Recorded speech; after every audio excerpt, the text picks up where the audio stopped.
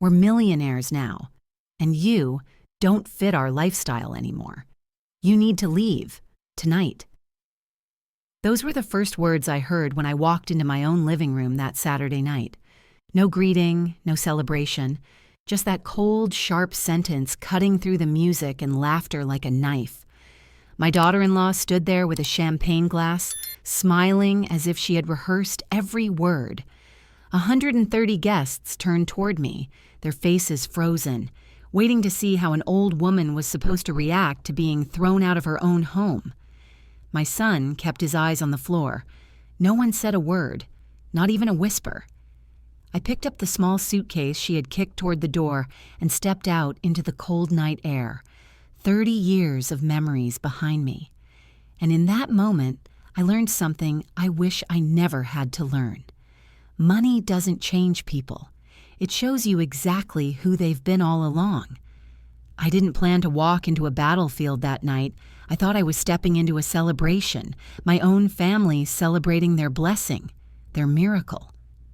For over 30 years, that house had been the heartbeat of every memory I held dear. Christmas mornings, Thanksgiving dinners, my son's first steps, my husband's last birthday. I walked through the doorway with a warm smile, carrying a small cake I had baked, because that's what I always did, no matter how old my son got or how grown the household became. I always showed up with something made by my hands. But the second my shoes touched the hardwood floor, the music cut off like someone had yanked a cord straight from the wall. Conversations died mid-sentence. Every head turned toward me, not with joy, not with welcome, but with something else entirely. And then those words slammed into me. First thing, no warning, no mercy. We're millionaires now, and you don't fit our lifestyle anymore. You need to leave, tonight.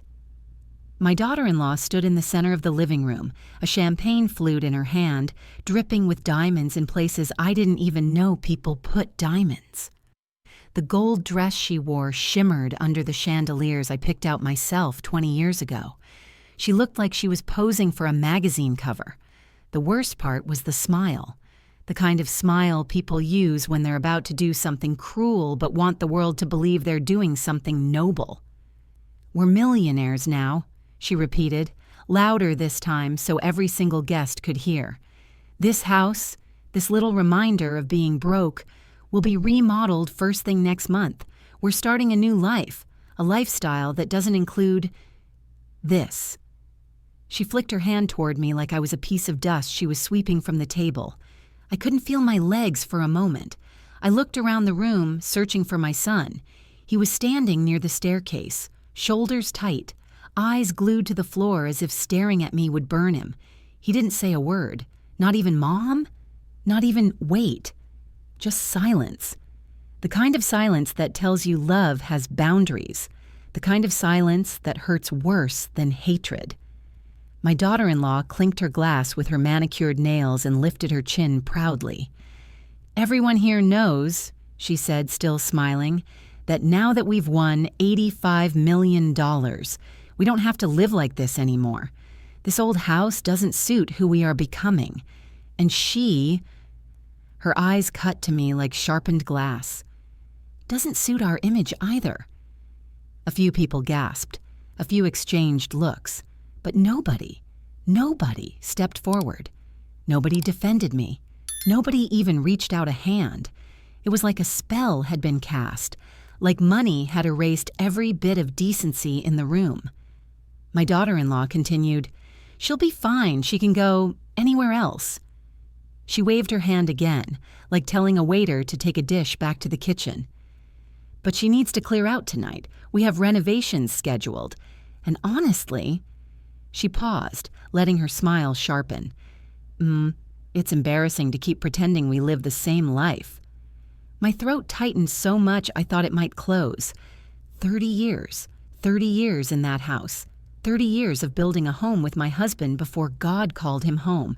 30 years of sacrifice, repairs, double shifts, late-night prayers, erased in a single announcement. One of the guests whispered loudly enough for me to hear, "Did she not know? They already claimed the house last week. Claimed. Like I was dead. Like my life had ended and no one had bothered to tell me. Then it happened. Something I will never forget. My daughter-in-law walked to the front door, opened it, and kicked a small suitcase toward me. My suitcase. The one I always kept at the foot of my bed in case I needed to stay overnight at a friend's or at church events.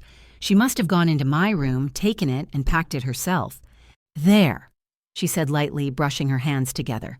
"I packed your essentials. You won't need the rest." The rest. The rest. Being my life, my memories, my home. No one spoke. No one moved. And so I did the only thing a woman with dignity left to protect could do. I walked toward the door, slow, steady, trying to keep my head high even though my heart felt like it was dragging behind me on the floor. As soon as I stepped outside, the cold night air wrapped around me, sharp as betrayal itself. I heard the door close behind me, muffled laughter rising again inside, as if nothing had happened, as if I had never existed within those walls. I stood on the porch under the weak yellow light and held my suitcase close, the weight of it suddenly heavier than anything I had carried in years. And right then, right there, I understood something with a clarity that almost scared me. Money doesn't change people. It unmasks them. The cold hit me first, sharp, bitter, almost disrespectful. It wrapped around my shoulders the moment the door clicked shut behind me, shutting me out of the home I had poured my entire adulthood into. The porch light flickered like it couldn't decide if I was still worth shining on. I stepped off the porch slowly, each step heavier than the last, until my feet found the concrete walkway. The same walkway I shoveled every winter. The same place I'd watched my son ride his bicycle for the first time. The same path where my husband once surprised me with roses wrapped in newspaper because that was all he could afford back then. Funny how life can turn a sacred place into a stranger in just a few minutes. I walked toward the curb and sat down right on the cold concrete. My hands were shaking, and not just from the weather. My breath came in uneven waves. My heart felt like someone had reached right inside my chest and squeezed it with both hands. I wasn't crying, not yet.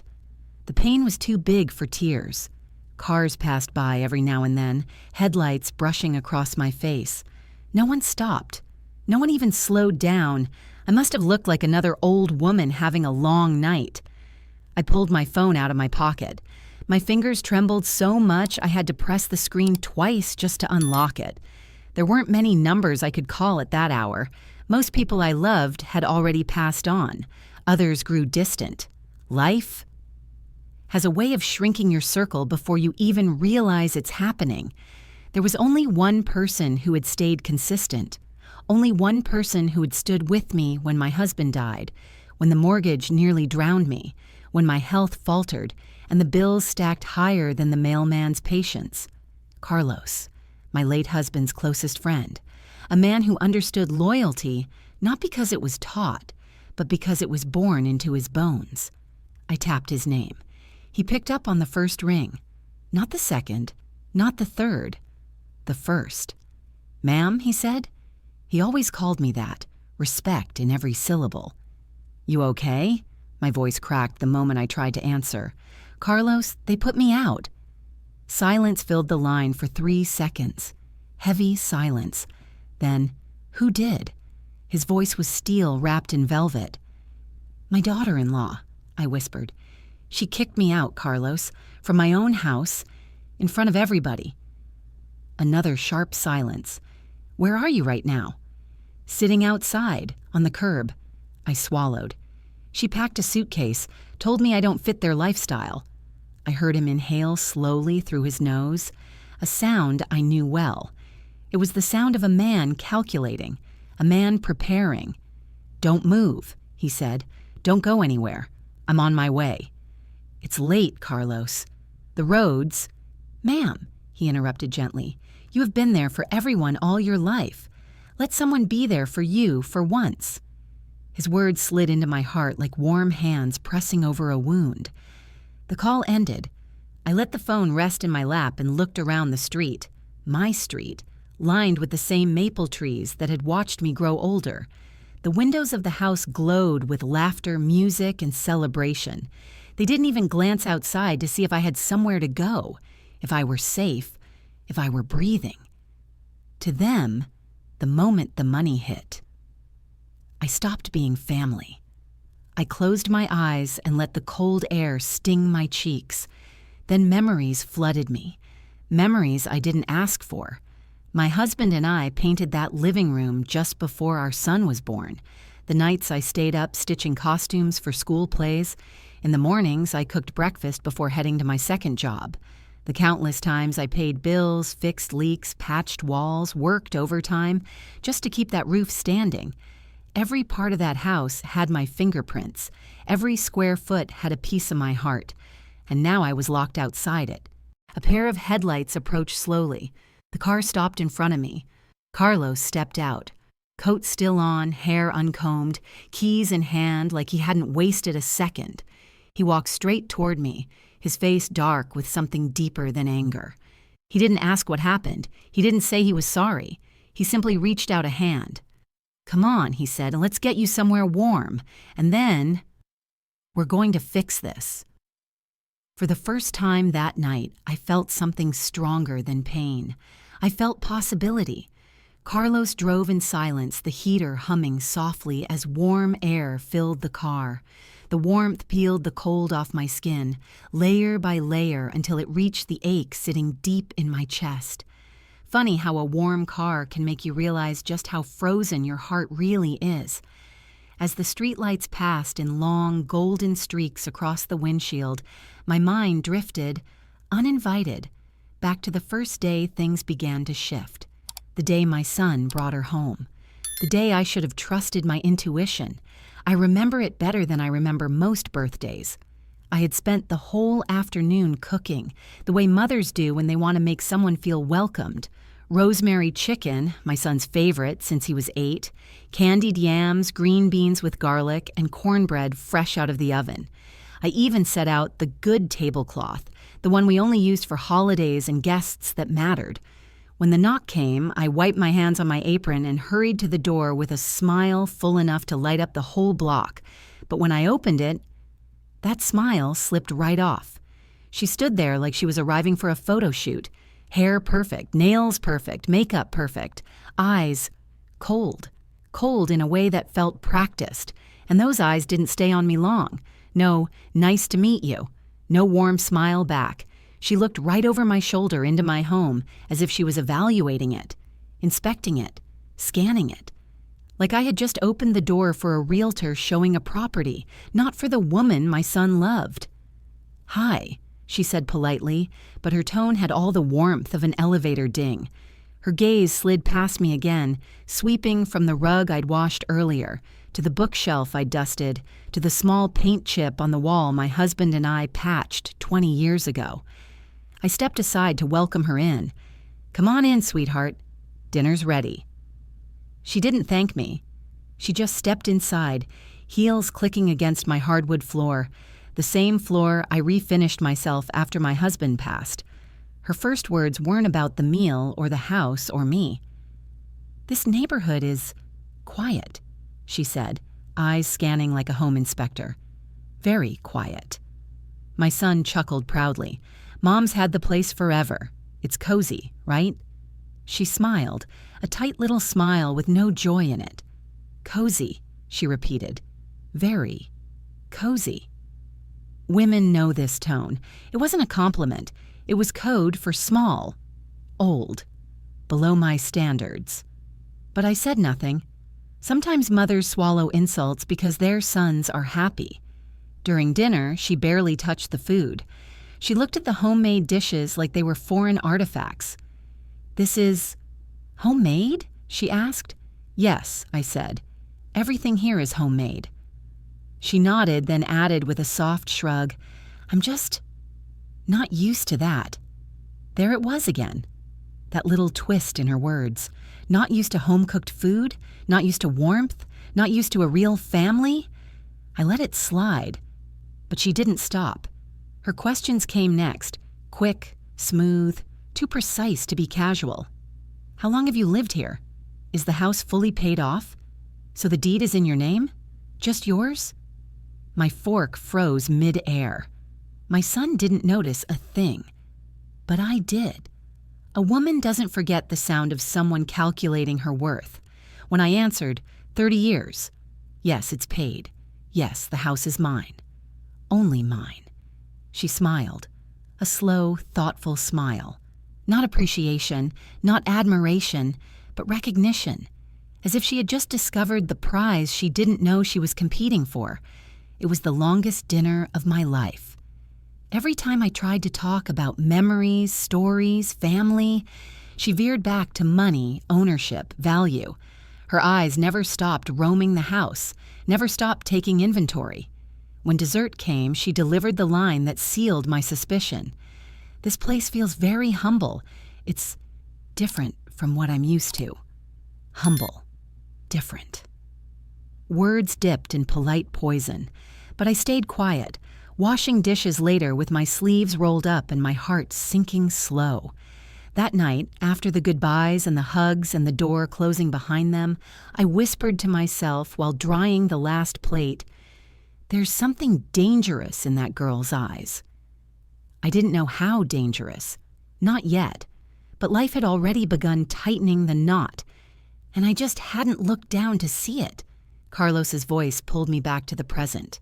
"Ma'am, you all right?" I looked out the window at the streetlight slipping past, and for the first time in a long time, I told the truth. "No, Carlos," I said softly. "I don't think I've been all right for a very long time." The thing about betrayal is, it never arrives all at once. It starts as something small, a comment, a look, a moment you brush off because you're trying so hard to believe the best in people. And before you know it, those little cuts have carved a wound deep enough to swallow you whole. After that first dinner, the years rolled in like slow waves, soft on the surface, but carrying undercurrents strong enough to drag me under. At first, it was the comments. Little remarks slipped into conversations like needles through fabric. "Your mom's cooking is old-fashioned." "Do we have to use her dishes?" "Babe, your mom still uses cable TV? That's so cute." "Cute." Another word people use when they want to insult you gently. I ignored it. People have different tastes. Young folks talk differently, I told myself. Then came the tone. The way she'd say, "Ma'am," not with respect, the way Carlos says it, but with that tight sweetness people use when they're trying to hide their impatience. Whenever friends of hers visited, she'd rush to tidy the living room, moving things, hiding the family quilt I had sewn by hand, replacing my old throw pillows with something she bought online. "Your mom likes her house a certain way," my son would say. But the truth was she wanted the house a certain way, and that way didn't include anything that reminded her of me.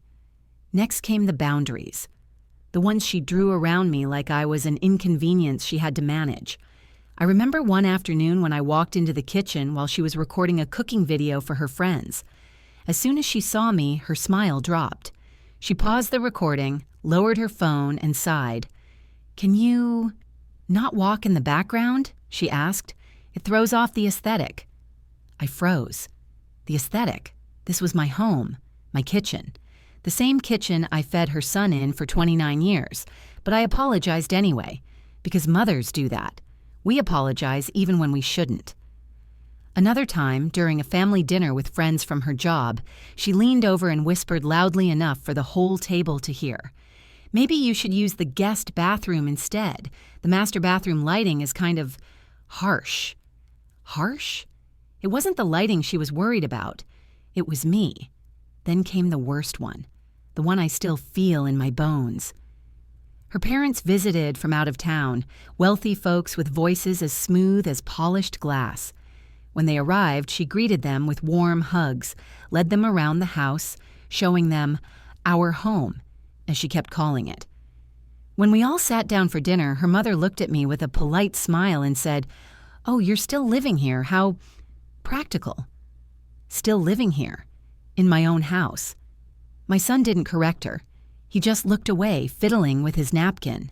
And then the subtle isolation began. I'd walk into a room and conversations would pause. I'd ask a question, and she'd answer without looking at me. She planned holidays without asking what I wanted. She bought decorations I'd never choose.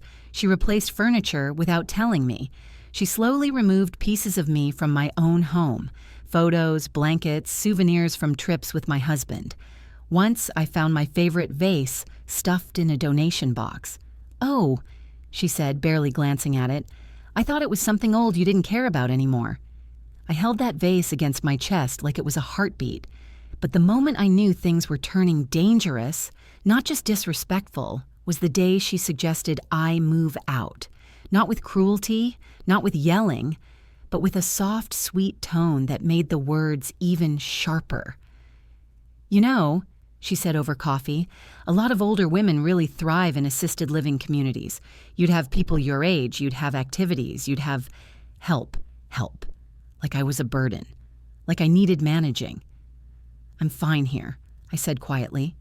She smiled. "That's exactly what I mean. You shouldn't have to manage life alone." I didn't respond, because deep down I felt something cold turning over inside me. This wasn't about my well-being. This was about space, about control, about the house. I just didn't know how far her ambition would go. Not yet. Carlos pulled into his driveway and put the car in park. He turned to me, eyes calm but sharp. "You've been dealing with this for a long time," he said. I nodded, staring at my hands. "And you didn't tell anyone," he added gently. "I didn't want to cause trouble," I whispered. "I didn't want to lose my son." Carlos shook his head slowly. "You didn't cause any trouble," he said. "You just finally saw what was already there." And I knew he was right. Those years of little cuts, they weren't harmless. They were warnings. Warnings I had tried too hard to ignore. Warnings that would soon become undeniable. Carlos led me inside his house. Warm lights, a soft couch, and the quiet hum of a fish tank in the corner. A kind of quiet that holds you instead of crushing you. He took my coat, set my suitcase aside gently, and handed me a blanket like I was a guest of honor instead of a woman who had been thrown out into the street. "Sit," he said. "Let me make some tea." I nodded, sinking slowly into the couch as if my bones weighed twice what they should. And maybe they did. Grief is heavy. While he boiled water, my eyes drifted around the living room. Family photos lined the walls, birthdays, graduations, weddings, moments full of meaning, moments that meant something. And suddenly, brutally, I realized that every moment inside my own home had been slowly losing its meaning. When Carlos returned with 2 steaming mugs, he didn't sit right away. He placed a folder, thick and overstuffed, on the coffee table. A folder I recognized immediately. "My house papers," I whispered. He nodded. "I pulled some things earlier this week when your son called me about that family meeting." His eyes narrowed. I didn't trust her tone even back then. I looked at him, shocked. "You knew something was wrong?" Carlos sat across from me, his face dark with worry. "Ma'am, I've known for a while. I just needed proof." He opened the folder, and what he showed me knocked the breath clean out of my lungs. First was the draft petition, a legal document requesting guardianship. A document used when someone can't make decisions for themselves, when they're incapacitated. At the top of the form, in neat typed letters, was my name. And underneath it, the reason they were requesting guardianship: cognitive decline, unsafe living conditions, inability to manage personal affairs. I felt my hands tremble. What is this?" My voice cracked. "It's a claim," Carlos said quietly, "that you're no longer mentally capable of living independently." "But I'm fine," I said, tears forming. "I cook, I clean, I pay my bills, I know," he said gently. "This isn't about truth. It's about control." I stared at the paper again, my reflection trembling on the glossy surface. "This isn't filed yet," I whispered. "It says draft." Carlos nodded slowly. She was preparing it. And from what I can tell, she planned to file it right after they got their lottery money. My stomach twisted. "You mean she wanted to become my legal guardian after they won the money?" Carlos didn't soften it. "Yes." I felt like the room tilted, like my body forgot how to hold itself upright. He steadied my shoulder until I could breathe again. Then he handed me another document. Mail forwarding request, filed 2 months ago. The address changed from my house to hers. "She tried to redirect your financial mail," Carlos said. "Bank statements, tax letters, insurance documents, anything that gives insight into your assets." My voice barely came out. "Why?"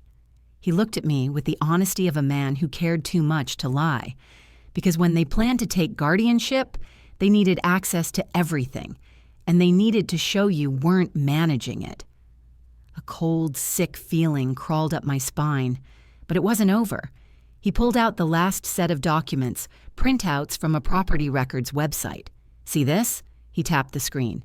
"She searched for your property value 15 times in the last month. She also searched how to add a joint owner to an existing deed." I swallowed hard. "So she was trying to get herself added to my house?" Carlos nodded. "And she even called the county office asking how to transfer ownership if an elderly homeowner becomes incapacitated." I covered my mouth, fighting a sob. "This was planned," I whispered. "Long before the lottery, long before tonight." Carlos reached over and held my hand. "She wanted your house. The lottery just gave her the confidence to do openly what she had been plotting privately."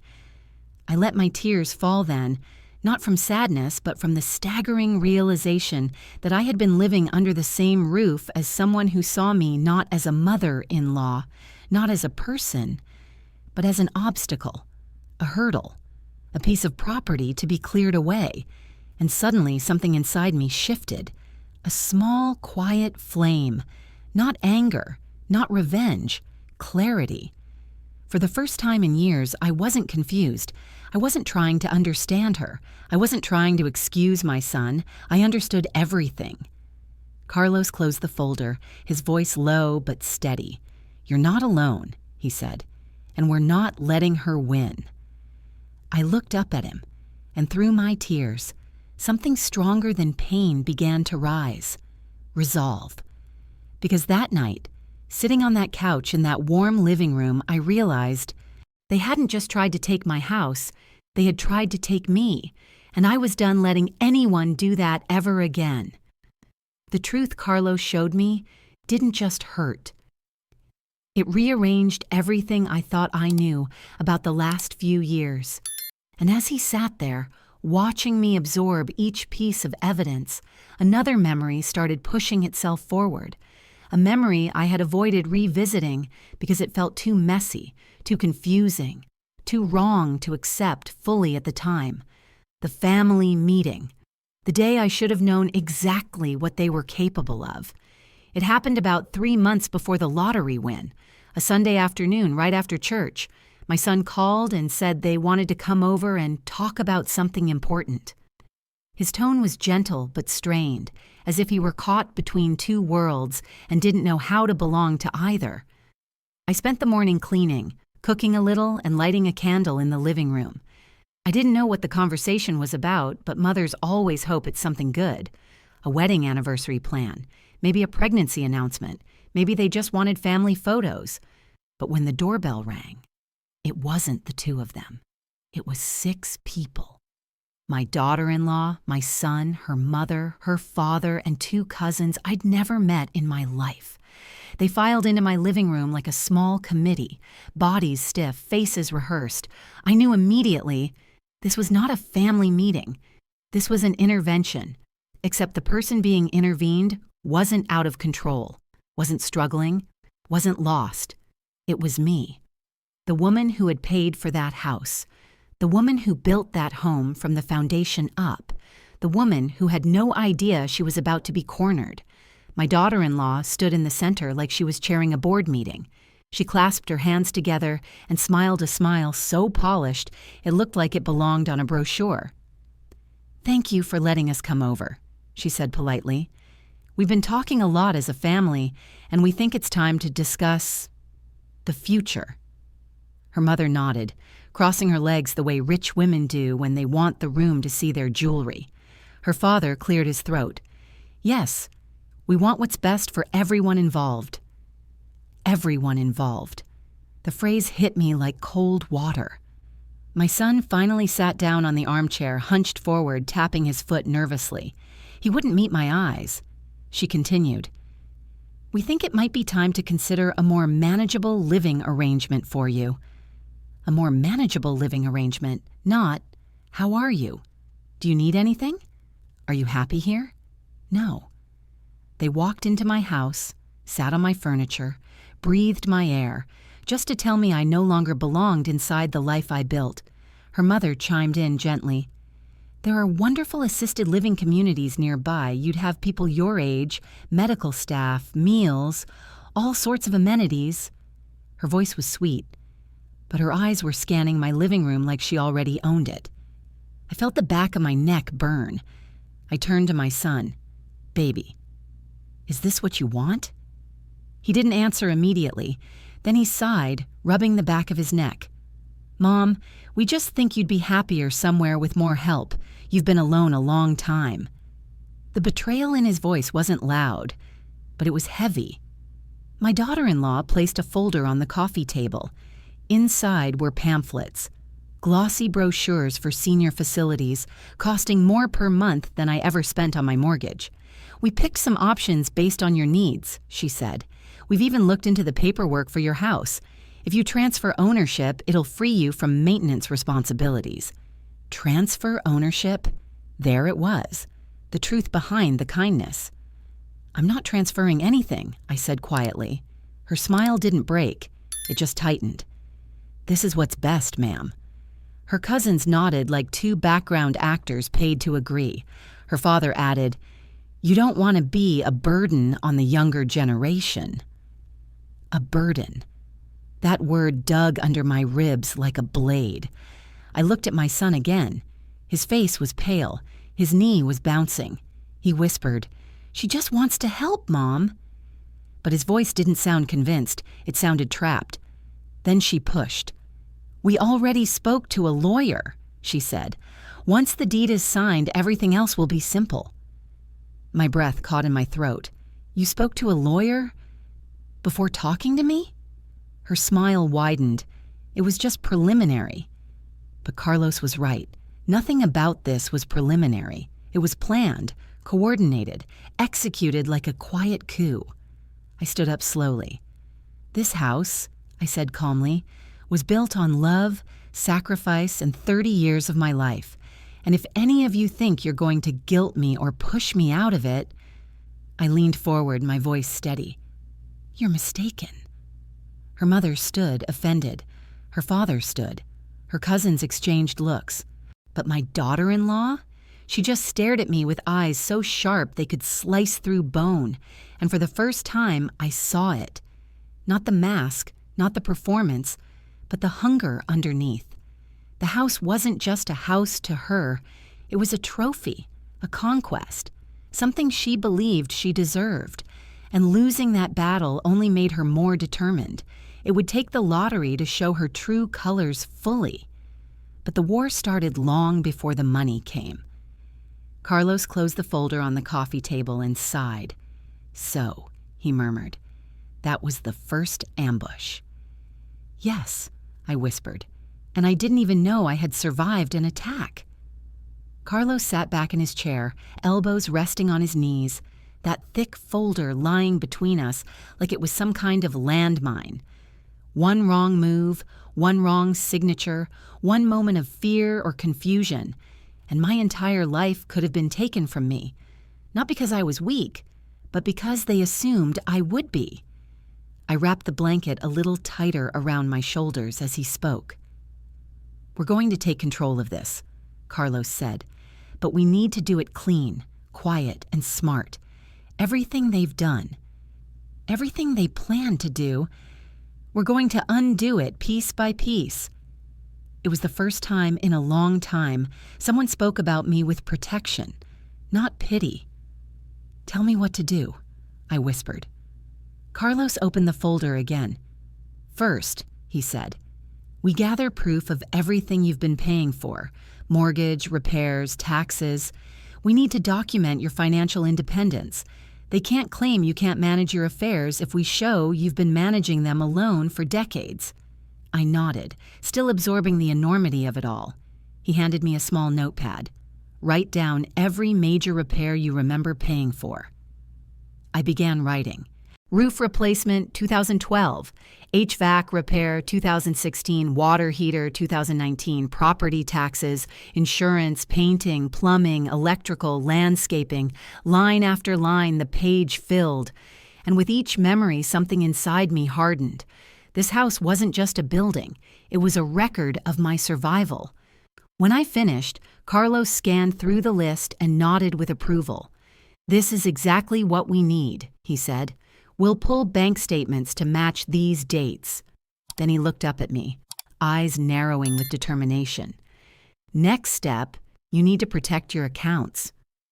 "My accounts?" I asked. "Yes," he said. "Your bank accounts, your credit cards, anything she might have pressured your son into accessing." I sighed, feeling shame crawl up the back of my neck. "She has a copy of the debit card I got for my son," I admitted quietly. "He said it helped with groceries sometimes." Carlos stared at me for a long moment. "Ma'am, that wasn't help. That was access." I swallowed. Access. The word felt heavier than the blanket around my shoulders. "What do I do?" I asked. He didn't hesitate. "You cancel that card tonight, and you change your online banking password. A strong one. Not your birthday. Not your anniversary. Something random."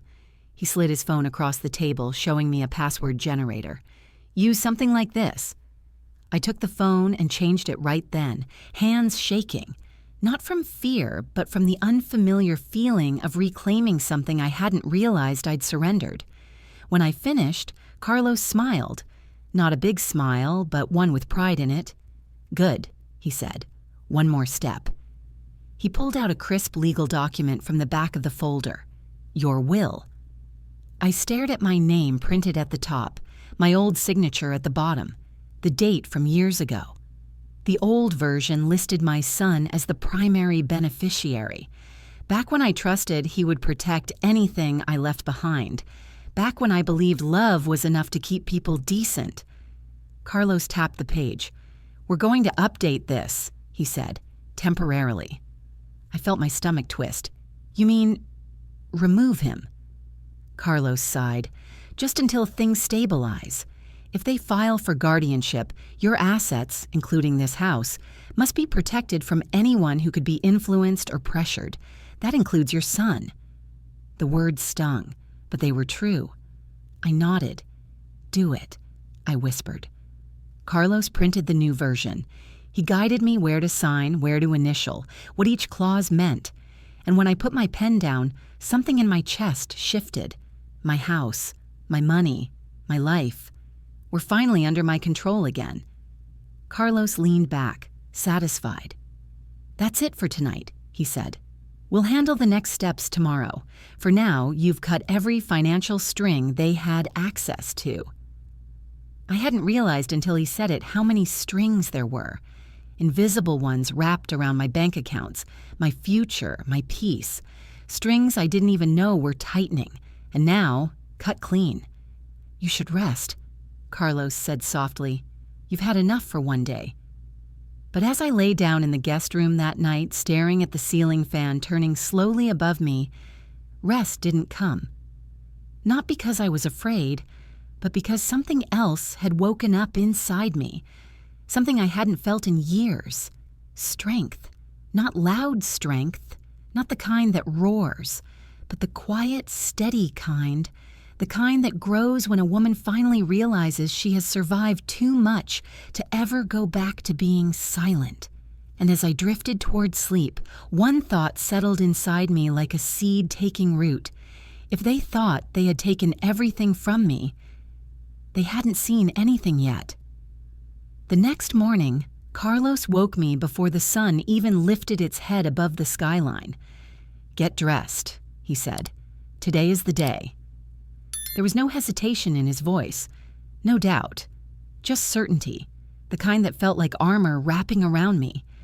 I sat up slowly, my body stiff from the emotional beating it had taken the night before, but inside, something was steadier than it had been in a long time. "Where are we going?" I asked quietly. Carlos handed me a folder, thicker now, fuller, heavier with proof and power. "We're going home," he said, "and we're not going alone." By noon, the second day of their lottery celebration was already in full swing. Cars crowded the driveway. Laughter spilled out the windows. Someone had set up giant silver balloons that spelled 85 milliliters. Music boomed from the living room. A catering truck was parked outside as if this were the party of the century. My house had never been so alive, and yet I had never felt so dead inside. But today I wasn't a ghost. I wasn't the woman they kicked out onto the street. Today I was coming back, and I brought the truth with me. Carlos parked across the street. In the back seat sat two people he had called early that morning. One, an officer from Title and Deed Services. Two, a registered elder law attorney he trusted. Both are holding paperwork, both ready. I stared at my house, my porch, my windows, my garden, my memories, and something like fire rose up my spine. "Are you ready?" Carlos asked. I nodded, but it wasn't fear I was swallowing. It was resolved. The music shook the windows as we walked up the driveway. Guests laughed loudly, clinking champagne glasses. Women in glittering dresses posed for selfies in front of the fireplace I once decorated for Christmas. Men smoked cigars near the dining table, where my husband and I said grace before every meal. Nobody noticed me at first. I was just a shadow crossing the threshold. But when the music dipped between songs, the sound of my footsteps landed on the hardwood floor with a weight that made a few heads turn. One woman gasped, another elbowed her husband, and then the whispers spread like wildfire. "She's back. Isn't that her house? Didn't they kick her out last night? Oh Lord, this is about to get messy." I ignored them. My eyes found her, my daughter-in-law, standing in my living room with a champagne glass, giving a loudly animated speech about marble countertops and luxury renovations. "And the first wall we're tearing down is this one," she said proudly, tapping the wall behind her. "We want the whole house bright, open, modern." Carlos cleared his throat loudly. The room froze. My daughter-in-law turned around slowly, her confident smile melting into something strained, brittle.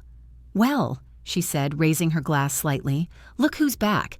Didn't expect you to return." I stepped forward, shoulders straight, chin up. "I never should have had to leave," I said. The crowd hushed. She looked me up and down, her eyes sharp. "You can't be here," she said. "We're having a private event." I glanced around the room. "A private event?" I repeated softly. "In my home?" Her jaw twitched. She forced a smile. "It's our home now," she said. "And honestly, you should go before things get—" Carlos stepped beside me, cutting her off. "Actually," he said coolly, "we're here on legal business." He motioned, and the title office officer stepped forward. The room shifted. Eyes widened. Phones lifted. My daughter-in-law laughed nervously. "Legal business? Oh, please. You're joking. We're millionaires now. We'll handle everything ourselves." Carlos opened the folder with a deliberate, heavy motion. "Let's begin," he said. The officer unfolded an official document, thick paper, embossed seal, state letterhead. "This," he announced, "is the original verified deed to this property." He lifted it so the crowd could see the stamped signatures, and then he pointed to a single line. "Owner of record, Mrs. Name, sole owner. No co-owners, no transfers, no joint titles, ever, Gasps filled the room. My daughter-in-law's smile snapped like a cheap bracelet. That can't be right, she stammered. We checked.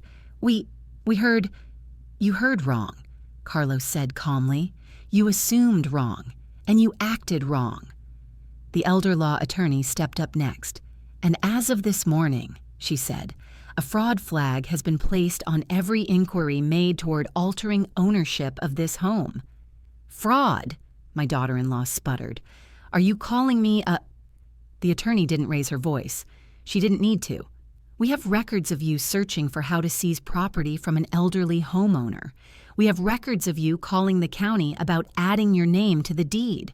We have records of you preparing a guardianship petition on false claims." Gasps again, hands covering mouths. Phones are recording everything. My daughter-in-law looked like she was shrinking. "That petition," Carlos said, pulling out the printed draft, claimed she was incompetent, unable to manage her affairs. The crowd murmured. Someone whispered, "But she walks fine, she talks fine. What were they trying to do?" My daughter-in-law snapped, her voice cracking. "I was trying to help her." "No," I said finally, my voice steady and strong. "You were trying to erase me." She turned to my son, eyes desperate. "Say something. Tell them we were doing the right thing."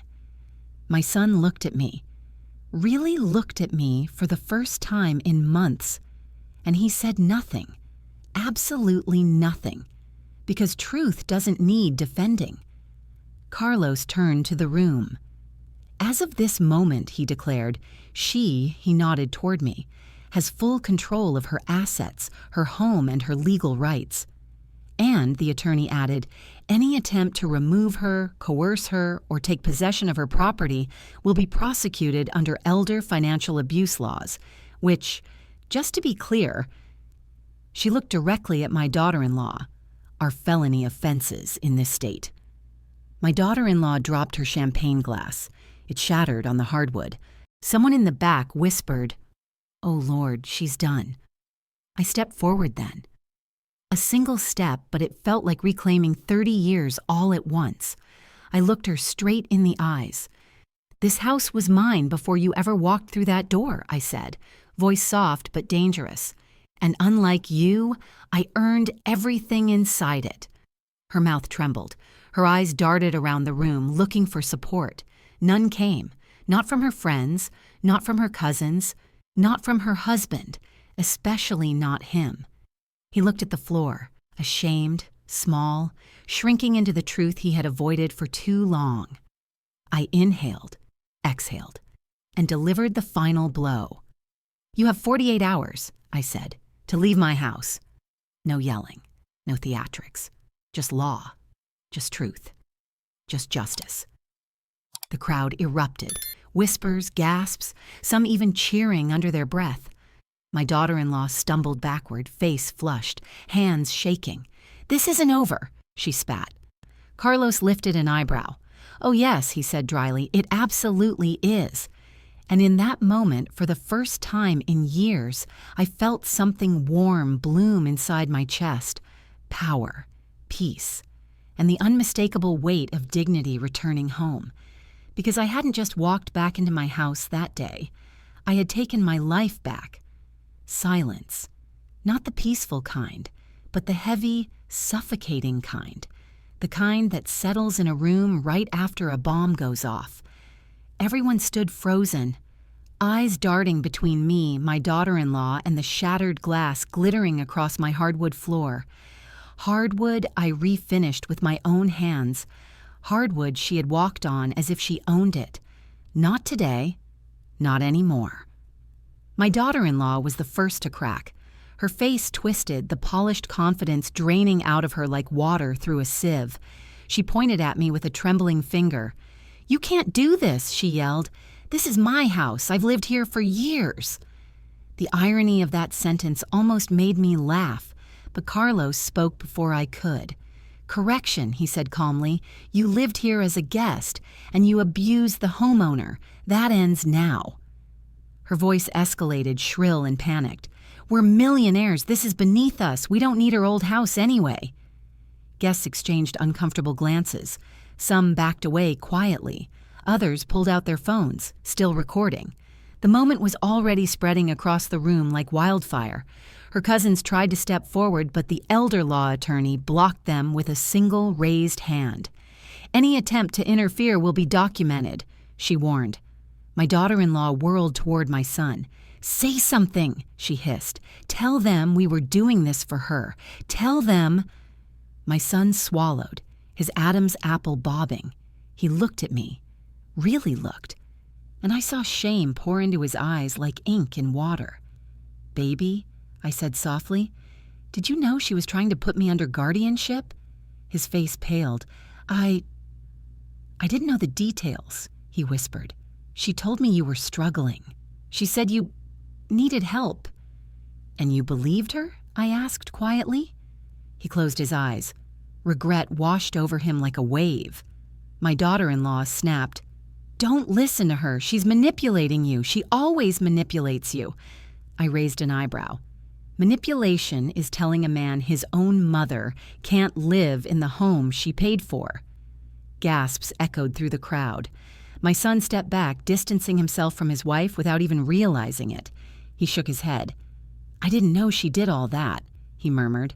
"I didn't know about the petition, or the mail, or any of it." A tear slipped down my cheek, not from pain but from release, because hearing the truth from him, no matter how late, still mattered. My daughter-in-law lost whatever thin thread of composure she had left. "You're ruining everything," she screamed at me. "You're selfish. You never wanted me in this house. You—" Carlos cut in sharply. "Enough. You need to leave the property. Now." She spun toward him, rage distorting her features. "You have no right." The attorney stepped forward, lifting the legal notice.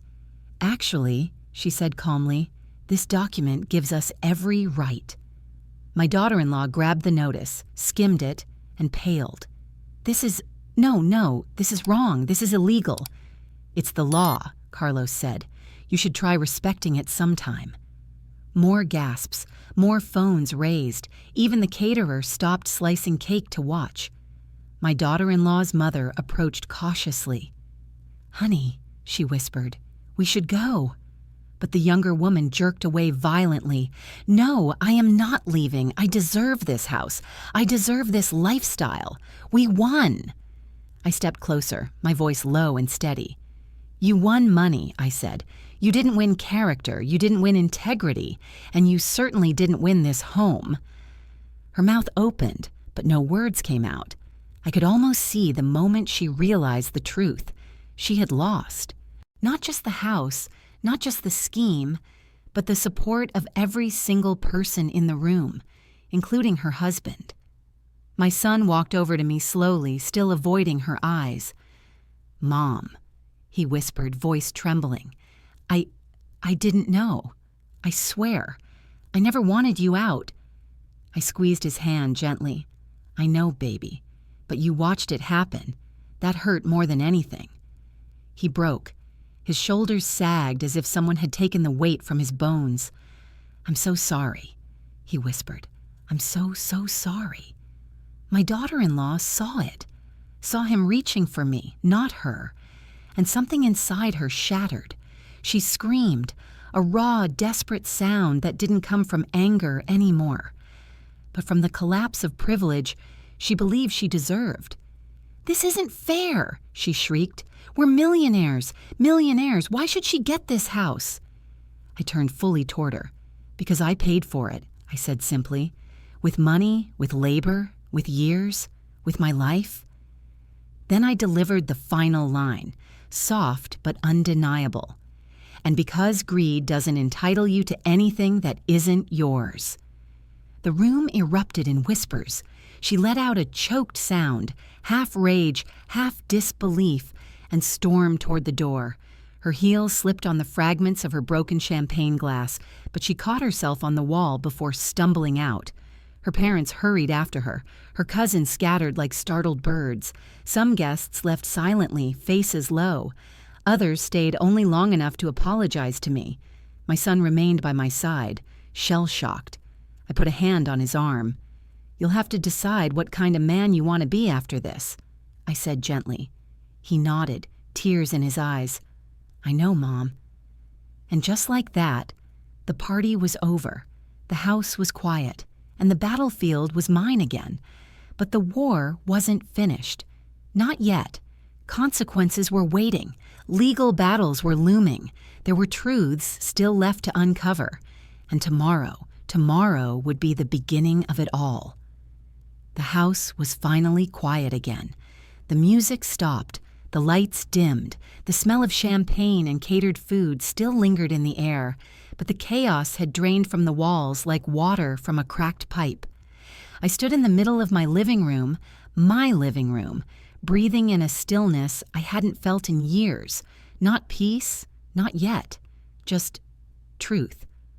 But truth has a way of stirring up storms before it settles anything, and mine was on its way. By Monday morning, the phone calls started, first from my son, then from neighbors, then from people I hadn't heard from in years. Apparently, what happened at that party didn't just stay inside the walls. It traveled. It spread. It ignited. Someone had recorded the entire confrontation. My daughter-in-law screaming, the deed being shown, the elder abuse laws being read aloud. Someone posted it online. Within 48 hours, the video had nearly 100,000 views. Comments poured in. She kicked an old woman out of her own house? This is elder abuse. She thought the lottery made her untouchable. Guess again. That mother-in-law handled it with class. Arrest the daughter-in-law now. For the first time, the world was on my side, but she didn't take that quietly. On Wednesday morning, Carlos called me with a sigh in his voice. "She filed a countersuit," he said. I closed my eyes. "On what grounds?" He hesitated. "She's claiming you're mentally unstable and that last week's confrontation was a public breakdown." I let out a slow, bitter laugh. "Of course she is," he continued.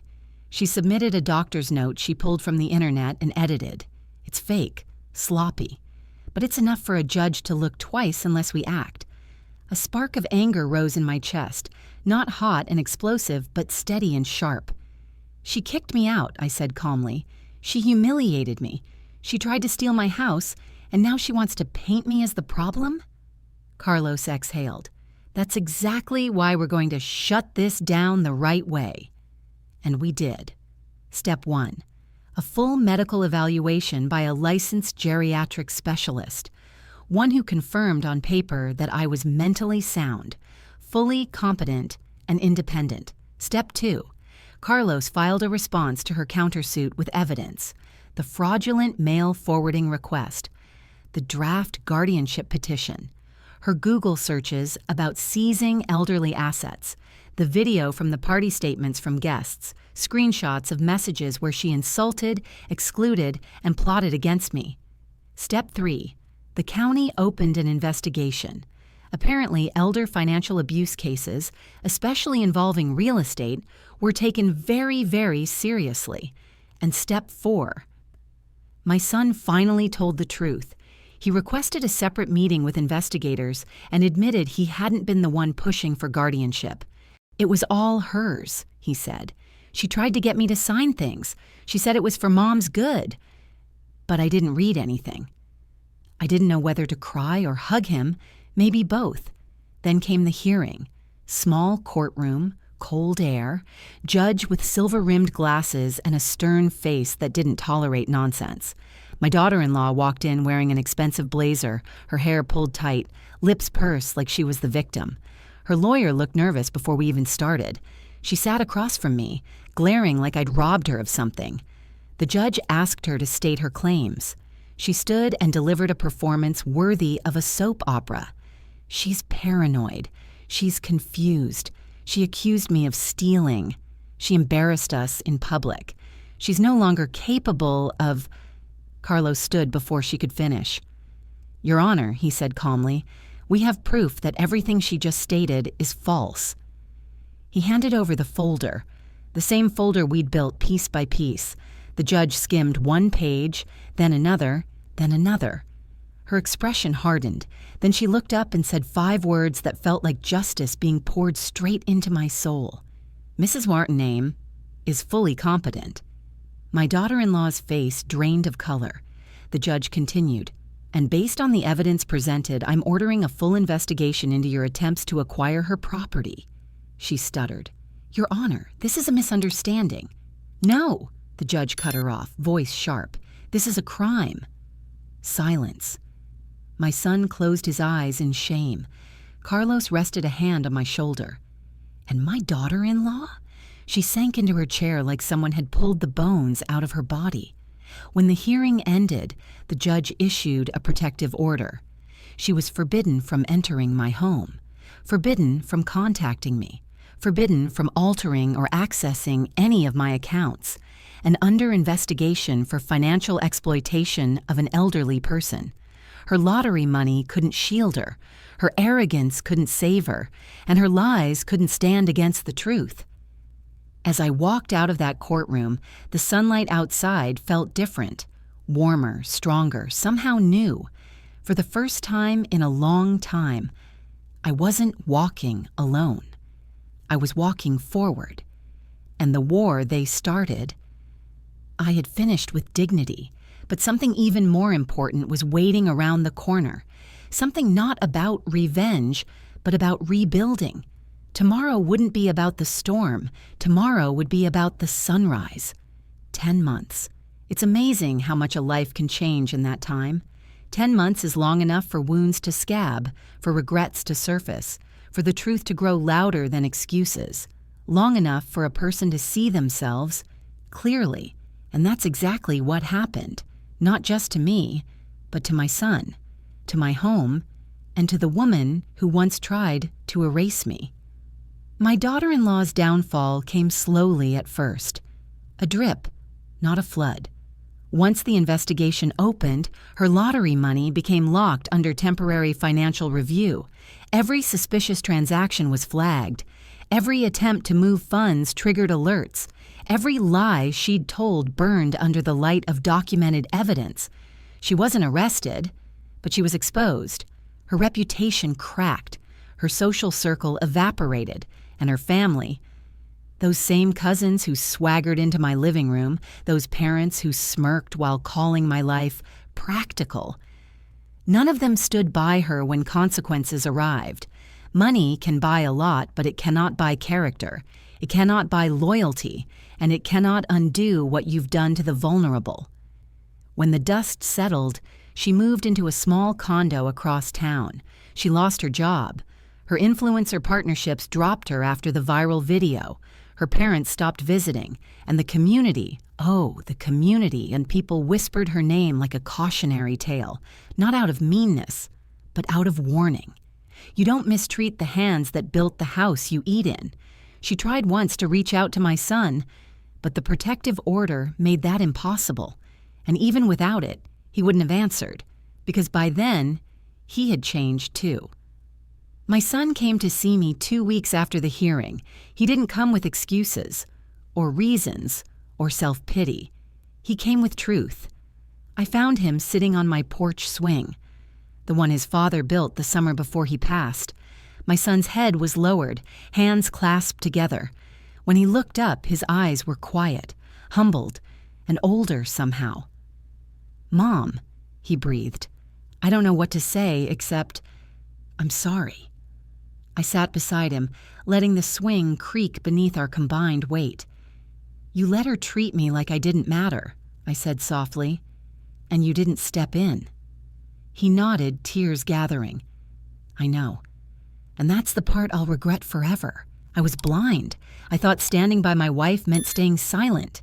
I didn't realize silence is its own kind of betrayal." I placed a hand on his. "We can heal," I said. "But healing isn't pretending nothing happened. It's choosing honesty from here on out." He nodded. "Whatever you need, Mom, I'm here." It wasn't absolution, but it was a beginning.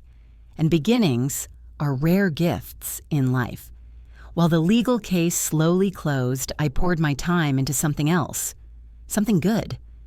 A few weeks after the hearing, Carlos asked me a question that would change everything. "What will you do with your life now?" he asked. It struck me because I hadn't thought about that. I'd been fighting so long, surviving so long, reacting so long, and I had forgotten to imagine a future. "A lot of people go through what you went through," he continued. "Women, especially older women, lose their homes to family manipulation every day. They need someone who understands, someone who'll fight, someone who's been there." I blinked. "Me?" He smiled. "Why not you?" The idea rooted itself in my heart, and by early spring I opened something small, but meaningful, a local support group for older women facing financial exploitation. It started with 4 women, then 13, then over 30. Women who were tricked out of their homes, women whose children drained their accounts, women whose spouses hid assets, women who didn't know where to turn. I listened. I shared my story. I helped them contact the right lawyers. I taught them the signs of manipulation, the laws that protect them, the boundaries they have the right to set. And every time someone told me, I thought I was alone, I felt that small, quiet flame inside me glow brighter, because I had turned my pain into purpose. And that purpose began rebuilding me. With my house legally secured and my life no longer under threat, I began to enjoy things I hadn't let myself feel in years. I painted the porch a soft cream color. I planted hydrangeas along the walkway. I replaced the old curtains with bright, airy ones that made the sunlight dance across the floors. I joined a senior aerobics class at the community center. I started writing in a journal again. I laughed, real laughter, not the polite kind, over potluck dinners with women who understood me deeply. And slowly, the house didn't feel like a battlefield anymore. It felt like home again. Not because the walls changed, not because the furniture was new, but because I had changed. Because I filled it again with dignity, self-respect, and life. And perhaps the most healing moment came one warm afternoon in June, when my son helped me repair the old swing on the porch. As we tightened the final bolt, he said quietly, "I want to be the kind of son you don't have to survive." I touched his cheek gently. "You can start today." And he did. 10 months later, I didn't just have my house back. I had my voice back, my purpose back, my future back. And though the scars remained, scars always do, they no longer hurt. They taught, they guided, they built something new, something strong, something mine. But the story wasn't done yet, because every journey needs a closing chapter, not of revenge, but of reflection, a chapter where lessons settle and life shifts into place. And that chapter was finally ready to be written. There's a certain kind of quiet that only comes after a storm, not the silence of emptiness, but the silence of understanding. That's the quiet I woke up to one warm Sunday morning, 10 months after everything changed. Sunlight spilled through my new curtains, painting soft gold stripes across my bedroom floor. The air smelled like fresh coffee and blooming hydrangeas from outside. The house felt different, not because the walls had changed, but because I had. I got up slowly, stretched my arms, and walked out onto the porch. The porch swing, freshly repaired, swayed gently in the breeze. I sat down, letting the wood cradle my weight, the same way my husband used to cradle my heart. For the first time in a long time, I wasn't afraid of the future, and that's when it hit me. Survival is loud, healing is quiet, and peace is earned. As I rocked back and forth on that swing, I thought about everything I'd been through. Being thrown out of my own home, being humiliated in front of strangers, seeing my son shrink behind someone else's shadow, watching years of sacrifice nearly slip through my fingers. And I realized something that made my breath catch in my throat. If I hadn't fought back, if I had stayed silent, if I had let guilt or fear win, I would have lost everything. Not just the house, but myself. How many people does that happen to? How many women, especially older women, lose pieces of their lives because love makes them too forgiving? That question stayed with me. It became part of the reason I started the support group, part of why I spoke at churches, senior centers, libraries, wherever someone needed to hear the truth. And the truth is simple. Family isn't who shares your blood. Family is who protects your dignity. One day, after a support group meeting, a woman hugged me so tightly I thought my ribs might crack. She whispered, "You saved me. I was going through what you went through, and I didn't know I had rights. I didn't know I had strength." I held her just as tightly and whispered back, "You always had strength. You just needed someone to remind you." That's when I understood. My story didn't end the day I won the legal battle. It started the day I realized my pain could guide someone else out of theirs. And maybe that's the greatest blessing I received from all this. Not revenge, not victory, not even justice, but purpose. My son visits me often now. He brings groceries, sits on the porch swing with me, helps plant flowers in the garden. Sometimes he talks about the past with a heaviness in his eyes. "Mom," he said one afternoon, "I don't know how to make up for what I didn't do." I smiled at him gently. "You don't have to make up for the past," I told him. "Just don't repeat it." He nodded, tears gathering again, but this time they were tears of understanding, not guilt. We're rebuilding our relationship slowly, one honest conversation at a time. Forgiveness isn't a door you walk through. It's a path you walk step by step, and he's walking it. Sometimes people ask me what happened to my daughter-in-law. I don't answer with anger, not anymore. "She taught me the most important lesson of my life," I say. They usually look confused, but the truth is, she taught me the price of silence. She taught me the danger of trusting blindly. She taught me that even people you love can lose themselves to greed. And she taught me that when someone tries to erase you, you don't shrink, you stand taller. Her chapter in my life ended the day I reclaimed my house. But mine is still being written. As the sun rose higher that Sunday morning, I leaned back on the porch swing and closed my eyes. I thought about every woman who might hear my story, every woman who was told she was a burden, every woman who was pushed aside, ignored, taken advantage of. And I whispered, not to myself, but to them, "You matter. Your life matters. Your home matters. And no one, no matter how wealthy, loud, or cruel, has the right to take any part of you." I opened my eyes, smiling softly, because the truth is, money doesn't change people. It reveals them. And in the end, what was revealed wasn't my downfall. It was my strength, my courage, my dignity, my voice. And for the rest of my life, I plan to use all three, because I didn't just get my house back, I got myself back. And that is worth more than $85 million.